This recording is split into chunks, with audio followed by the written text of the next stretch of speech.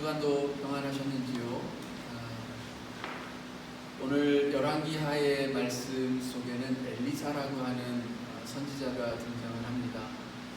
이 엘리사는 자기 선배 선지자였죠. 엘리야로부터 성령을 받아서 선지 사역을 담당하게 된 이었습니다. 이 엘리사가 하늘로 올라가기 전 엘리야를 굉장히 끈질기게 붙잡고 늘어지죠. 선지 생도 중에 한 사람이었습니다. 예전에는 아마 이 시대에는 각 곳에 선지자들을 길러내는, 요즘으로 치면 이제 신학대학과 같은 선지 학교들이 있었어요. 그리고 거기에 이제 많은 생도들이 와서 훈련을 받고 있었는데, 그 생도들 가운데 이 한 사람이었던 엘리사가 이제 하나님의 부르심을 받아서 병거를 타고 불병거를 타고 하늘로 올라가는 그 엘리야를 그냥 떠나보내지 못하고 그 선배 엘리야 선지자를 붙잡고 당신에게 있는 그 성령이 나에게 임하여지도록 해달라. 그 성령에, 당신이 가진 성령의 7배가 내게 임하여지기를 원한다. 그렇게 정말 바짓가랑이 붙들어 지는 그런 것처럼 이 엘리야 선지자를 붙잡고 늘어졌습니다. 결국 성령을 받았어요. 7배 많은 성령을 받았는지 모르겠습니다만은 적어도 엘리야보다 엘리사의 사역이 차지하는 성경 속 비중이 훨씬 더 많습니다. 성경의 그 장수나 분량의 내용 면에서 그렇다라고 볼 수 있고, 그가 행한 이적 역시 아마 엘리야보다 7배 정도는 많은 것 같습니다. 여러분, 우리가 어떤 세상의 문제들을 이렇게 가질 때에 세상에서 씨름한 때가 있죠. 그런데 세상에서는 이렇게 붙잡고 씨름해야 할 때가 있는가 하면 어떤 때는 내놓고 포기하고 그냥 던져야 할, 손을 놓아야 할 그런 때도 있는 것 같아요. 아마 주식이 그런 건가 봐요. 주중에 한 신문 경제 기사를 보니까 주식이 상승장에 있을 때에도 소위 말하는 개미 투자자들은 80~90%가 손해를 본대요. 왜냐하면 한참 올라갈 때는 조금 이익 봤다고 금방 팔아버리고, 내려갈 때는 손해가 아까워서 그거를 소위 말하는 게 손절하지 못하고 쥐고 있다가 그 손해가 훨씬 더 커지더라는 거죠. 세상 일은 그런 것 같아요. 알면 좋은데 우리는 알지 못하잖아요. 그렇게 많이 올라갈 줄 알았어요? 혹은 그렇게 많이 계속해서 그렇게 떨어질 줄 누가 알았겠냐고. 모르니까 붙잡아야 할 때는 붙잡지를 못하고 놓아야 할 때는 놓지를 못해서 이래저래 이만저만 손해보는 인생이 아닌 거라는 겁니다. 여러분, 세상 일은 그런데요, 하나님을 붙잡으십시오. 하나님을 붙잡고 씨름하면 손해볼 일이 없습니다. 여기 이 엘리사가 엘리야를 붙잡고 내게도 성령이 있기를 원합니다. 하나님의 거룩한 영이 내 속에도 임하여지기를 간절히 원하고 사모합니다. 내가 하나님께 쓰임받는 종으로 이 땅을 살아가기를 원합니다. 그렇게 붙들고 늘어지니까 성령을 받았고 그가 크게 쓰임받는 선지자의 한 사람이 되었다는 겁니다. 여러분, 하나님을 붙잡고 씨름하세요. 또 한 사람이 있죠. 야곱. 여러분, 야곱 잘 알죠? 야곱이 참 어렵고 힘든 삶의 와중에 형으로부터 쫓기는, 그리고 낯선, 모르는 그런 바단 아람에 가서 고생하고 살아갈 때에 그의 삶이 참 참 한치 앞을 알 수 없는 삶이지 않았습니까? 그런데 그가 하나님의 천사를 붙잡고 씨름했습니다. 당신이 나를 축복하기 전에는 내가 결단코 당신을 놓지 않겠습니다. 밤이 맞도록 시간이 어떻게 가는지도 모르고 심지어 하나님의 천사가 그의 환도뼈를 쳐서 뼈가 부러졌어도 그래서 평생 다리를 절 수밖에 없는 그런 상황이 되었어도 그는 야곱은 하나님을 붙잡았습니다. 씨름하였습니다. 놓지 않았어요. 그랬더니 하나님이 그를 축복하셨고 하나님이 그를 족장 가운데 한 사람으로 이스라엘 민족의 위대한 족장으로 그를 세우셨습니다. 여러분, 세상은 알 수 없지만 그러나 하나님은 분명합니다. 그 하나님을 붙잡고 씨름하고 하나님 내게도 하나님의 약속하신 복을 주옵소서라고 붙잡고 씨름하면 여러분 축복이 주어질 줄 믿습니다. 이 믿음으로 여러분 삶 가운데 혹 어려움이 있다 할지라도 이겨내시기를 바랍니다. 여기 사실 오늘 그 말씀을 드리려는 것은 아니고 오늘 본문을 읽으면 사실 저는 이 본문을 읽을 때마다 두 가지의 불편함 때문에 그냥 넘겨요. 그 두 가지의 불편함이란 첫 번째는 이 이야기가 꼭 저의 이야기 같아서가 첫 번째 이유입니다. 아이들이 그러죠. 엘리사를 향하여서 대머리라고 이렇게 놀리고 있죠. 저에게도 뭔가 이렇게 확 찔림이 있는지 이 장면을 보면 오늘 얼른 쑥딱 넘깁니다. 두 번째의 불편함은 아이들이 엘리사를 대머리라고 놀리고 그리고 올라가라 대머리야 올라가라 이렇게 얘기하죠. 너의 스승 엘리야가 하늘로 올라간 것처럼 너도 올라가라 빨리 사라져라 이 말이에요. 대머리야 올라가라. 아이들이 이렇게 놀린다 쳐도 그걸 못 참고 그걸 용서하지 못하고 그 아이들에게 저주를 내려서 수풀에서 암곰이 나와서 그 아이들 42명을 찢어 죽이게 만들었다. 이게 너무 불편한 거예요. 근데 이 두 가지의 불편함 속에서 이 본문을 항상 넘기긴 했는데 이번 주 중에는 이 말씀이 계속 생각이 나는 겁니다. 그래서 할 수 없이 제가 한 번도 설교하지 않았던 이 본문을 가지고 오늘 강의를 쓰게 되었어요. 엘리사가 이 아이들을 향하여서 저주를 내리고 그래서 42명이 그 자리에서 곰에게 찢겨 죽는 일이 생겼는데 성경은 이 일에 대하여서 그닥 엘리사가 크게 잘못했다라고 이야기해주지 않습니다. 또 엘리사는 그 이후로도 자기의 사역을 계속해서 이어가서 이렇게 돌고 돌아서 사마리아로 다시 돌아옵니다.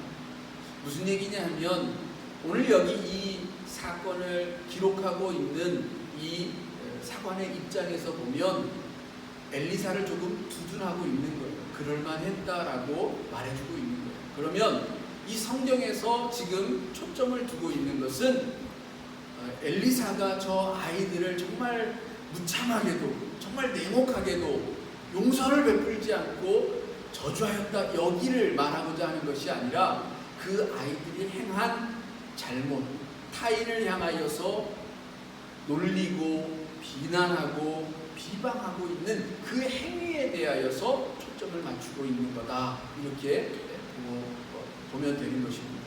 여러분 사실 오늘 본문의 메시지는 굉장히 단순합니다.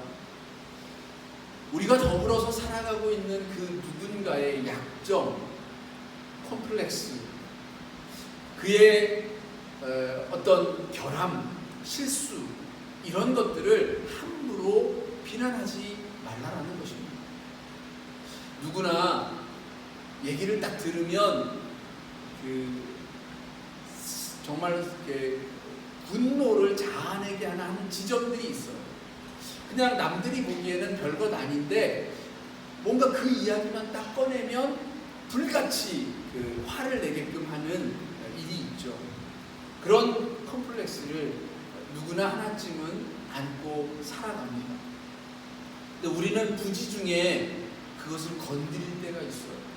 혹은 알면서도 일부러 그것들을 건드려서 화를 불러일으킬 때가 있습니다. 여러분, 오늘 성경은 이렇게 말해주고 있어요.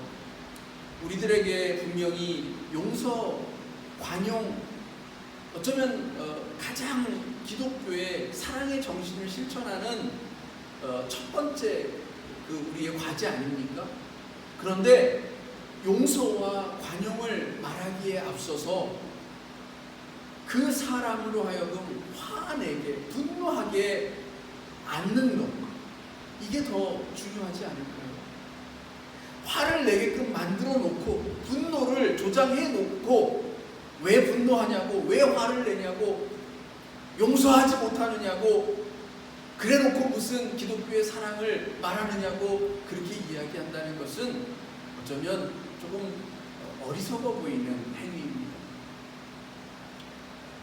우리는 분노를 조장해 놓고 용서해달라, 용서를 말하는 이가 되어서는 안 됩니다. 잠언서에 보면 16장 32절에 이야기합니다. 노하기를 더디하는 자는 용사보다 낫다라고 했죠. 맞아요. 노하지 않는 게 좋아요. 예수님도 화를 해가 지도록 갖고 있지 말아라라고 권면하고 있습니다. 그래요. 화를 내봤자 자기만 손해예요. 분노를 마음에 품고 있으면 소위 말해서 화병 걸려서 죽어요. 죽는 건 자기예요. 힘든 건 자기라고요. 그런데 왜 그런 안 좋은 그 화를 갖게 하느냐라는 거예요. 왜 그런 분노를 품게 하느냐라는 거예요. 용서를 말하기에 앞서서 우리는 우리 서로들에게 분노 유발자가 되어서는 안 된다는 겁니다. 톨스토이가 쓴 글 중에 이런 이야기가 있어요. 어느 집에 두 종이 있는데 그 두 종이, 한 사람은 이 미련한 곰탱이 같은 놈아 이렇게 놀리고, 또 다른 한 사람은 이 얍삽한 원숭이 같은 놈아 이렇게 서로를 놀리고 비방하는 겁니다. 집주인이 그 두 종을 불렀어요. 그리고 집주인이 이렇게 이야기합니다. 네가 곰이라고 놀리고 있고 네가 원숭이라고 놀리고 있는 그 상대방은 사실은 네가 곰처럼 미련하고 곰처럼 어리석은 너 자신의 모습이 있기 때문에 상대방을 그렇게 곰으로 보는 거다. 네 자신 안에 얍삽함, 교활함이 있기 때문에 상대방을 원숭이처럼 그렇게 바라보는 것이다. 우리말에도 있죠. 돼지 눈에는 돼지만 보인다. 사실 우리가 비난하고 있는 그 모습이 그 사람에게 있어서가 아닙니다. 어쩌면 우리 속에 그것들이 자리하고 있는지도 몰라요. 내 속에 있는 그런 더러운 모습들, 남들에게 보여주기 싫은 그런 모습들을 감추기 위해서 오히려 더 상대방을 그렇게 비난하고 놀리는지도 모르겠습니다. 흔히 포커에서 말하자면 블러핑이라고 하는 기술이 있죠. 자기가 가진 패가 좋지 않은데도 불구하고 소위 말하는 뻥카를 치는 그런 것이죠. 우리가 상대방을 비난하는 것이 어쩌면 그런지도 몰라요. 내가 가지고 있는 열등감, 내가 가지고 있는 그것이 너무 작고 보잘것이 없어서 그것을 좀 더 다른 사람들 앞에 좀 더 자기 자신을 확대되어지고 좀 더 큰 어떤 모습으로 보여주고 싶어서 오히려 상대방을 더 비난하고 상대방을 더 깔아 뭉개요. 여러분, 그런다고 해서 한치도 자기가 더 돋보이지 않는다는 겁니다. 우리는 그 누구도 다른 사람을 비난함으로써 내 자신이 더 나아질 수는 없습니다. 그래서 오히려 성경은 말합니다. 내 눈 안에 있는 그 티끌을 다른 타인의 눈에 들어있는 그 티끌을 탓하기 전에 네 눈 속에 들어있는 들보를 보아라라고 하는 것입니다. 우리는 남들을 비난하기에 앞서서 남들을 놀리고 비방하기에 앞서서 사실은 나 자신을 먼저 들여다볼 수 있어야 한다는 것이죠. 찰스 스윙걸 목사님이 쓴 책에 남들을 비판하지 말아야 될 7가지 이유를 이렇게 쭉 적어놓은 것이 있습니다. 내용은 다 비슷비슷해요. 그냥 간단하게 읽어드리면 이렇습니다. 우리가 누군가를 비판하지 말아야 할 7가지 이유인데요. 첫 번째는 우리는 모든 사실을 알지 못하기 때문이다라는 것입니다. 그렇죠? 모든 사실을 알지 못해요. 또 우리는 그 동기를 완전히 이해하지 못하기 때문에 어떤 사람이 어떤 비난받을 만한 행동을 했다 손 치더라도 거기에 어떤 동기가 숨어 있는지 알 수 없다라는 거죠. 가령 예를 들면 불치병에 걸린 딸아이가 있어서 그런데 그 딸아이를 치료를 해야 되겠는데 치료비가 없는 아빠가 그것을 어떻게 마련할까 고민하던 끝에 자기가 감옥에 갈지언정 누군가의 것을 훔쳐서라도 이 아이를 살려야 되겠다라는 마음이 들어서 도둑질을 했다고 하면 사람들이 그 도둑질한 행위만을 놓고 그 사람을 비난하고 비판을 할 수 있을 것입니다.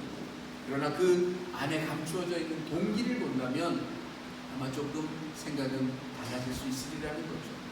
그래요, 우리는 어떤 동기가 숨어 있는지 알 수가 없습니다.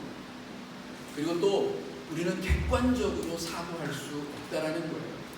그러니까 어느 한쪽 편에 휩쓸려서 어떤 편견이나 선입견 없이 온전히 객관적으로 타인을 바라볼 수 있는 눈이 누구에게도 없다라는 겁니다. 그리고 또 그 상황에 있지 않으면 정확하게 알 수 없다라는 거예요. 그 사람이 처한 상황, 환경 이런 정황들을 우리는 제대로 알 수 없기 때문에 비판할 수 없다라는 거죠. 그리고 우리가 보지 못한 부분이 있을 수 있다라는 겁니다. 그리고 또 우리에게는 편견이 있고 시야가 그 순간에 뭔가 씌인다라고도 할 수 있죠. 갑자기 사고에 뭔가 이상이 생겨서 잘못 판단할 수도 있다라는 겁니다. 마지막으로는 우리는 불완전하고 일관성이 없기 때문이라는 겁니다. 대부분 다 비슷비슷합니다. 지난주에 제가 레비나스의 타자의 윤리를 말씀드리면서 거기에서도 우리는 타자를 온전하게 알 수 없는 존재다라고 하는 이야기를 드렸는데 여기서도 똑같은 이야기를 하고 있는 겁니다. 그러니 함부로 비난하지 말라는 거예요. 그래서 어느 철학자는 이렇게 얘기했어요. 누군가의 한 사람을 안다. 세상에 있는 그 상대방 단 한 사람을 안다라는 것은 어쩌면 인류 전체의 역사를 아는 것과 같다라고 이야기합니다. 그만큼 어렵다라는 거예요. 그런데 어떻게 우리가 함부로 타인을 재단하고 그에 대해서 이렇다 저렇다 왈가왈부 비난하며 떠들어댈 수가 있겠습니까? 우리의 독한 혀로 내뱉은 그 말들은 다시금 비수가 되어져서 우리 가운데로 돌아올 것입니다. 나를 찌르고 나를 아프게 하는 비수가 되어져서 내게로 돌아올 것이라는 것이죠. 제게도 굉장히 좀 생각하면 지금도 마음이 아픈 한 기억이 있습니다. 초등학교 6학년 때쯤으로 기억이 되는데 반에서 좀 아주 가난하고 또 이제 부모님이 이혼을 하셔서 아버지와 같이 사는 친구였어요. 제 바로 앞자리에 앉는 친구였는데 항상 아주 꼬재재하고 잘 씻지 않은 그런 모습으로 이제 학교에 나와서 도시락도 안 싸우는 날이 훨씬 더 많고 싸우는 날도 김치 아니면 양념하지 않은 단무지, 이게 이제 전부였던 그런 친구였습니다. 너무나 이렇게 지저분하고 냄새가 나서 반 아이들이 다 그를 멀리했어요.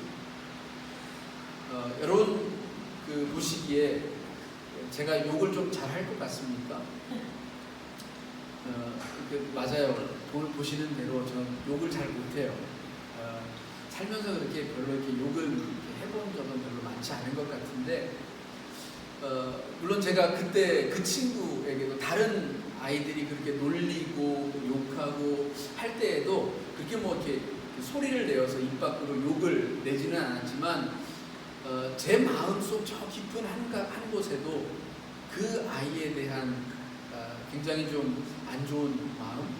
왜냐하면 이제 어떤 때는 그 아이로부터 이제 일을 옮아가서 어머니가 이제 찬미스로 이제 빚을 빚겨주면서 도대체 너는 어디 가서 이렇게 일을 옮아오느냐고 그렇게 이제 매번 이야기 핀잔을 들어야 했던 기억도 있고, 그래서 제 마음속 어딘가에서는 그 아이에 대한 뭔가 좀 이렇게 멀리하고 싶은 그런 것들이 있었는지도 몰라요. 그런데 어느 날 학교에 갔더니 그 앞자리가 비어 있는 거예요. 아무리 아이들한테 놀림을 받고 왕따를 당하고 그렇게 해도 학교를 빠지지는 않았었는데 웬일일까? 어디 아픈가? 이제 아침 조회 시간이 되어져서 담임 선생님이 오셨어요. 지난 밤에 안타깝게도 그 아이와 그 아빠 이제 이혼하고 이제 사는 그 가정의 두 식구가 지난밤에 연탄가스 중독으로 죽게 되었다는 것. 그 조회 시간에 그 이야기를 듣고 어린 마음에 굉장히 큰 충격을 받았어요. 한동안 제 마음이 형언할 수 없는 우울감에 휩싸였습니다. 아마 어쩌면 그 우울감이라고 말하기에는 뭔가 부족한, 왜냐하면 그 내 속에 있었던 그 아이에 대한 뭔가 미안한 마음, 그리고 끝내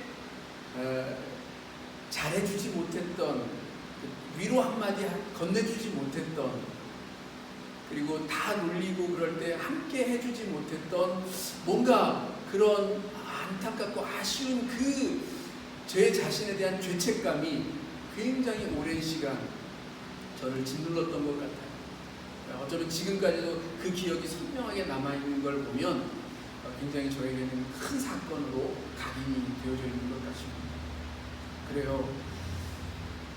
우리가 살아가면서 나 별로 죄 짓지 않아요. 제가 저렇게 살인죄나 이런 거 가지고 그 흉악한 죄를 짓고 감옥에 가 있는 사람하고 저는 달라요. 그렇게 말할 수 있는지 몰라요. 그런데 사실은 가만히 생각해 보세요. 우리는 말로 수없이 많은 사람을 죽입니다. 아니 실제로 죽이는 경우가 있어요. 오늘 아침 기사에서도 본 것 같은데 어떤 사람이 상대방에게 야 너는 그 얼굴을 해가지고 살고 싶냐?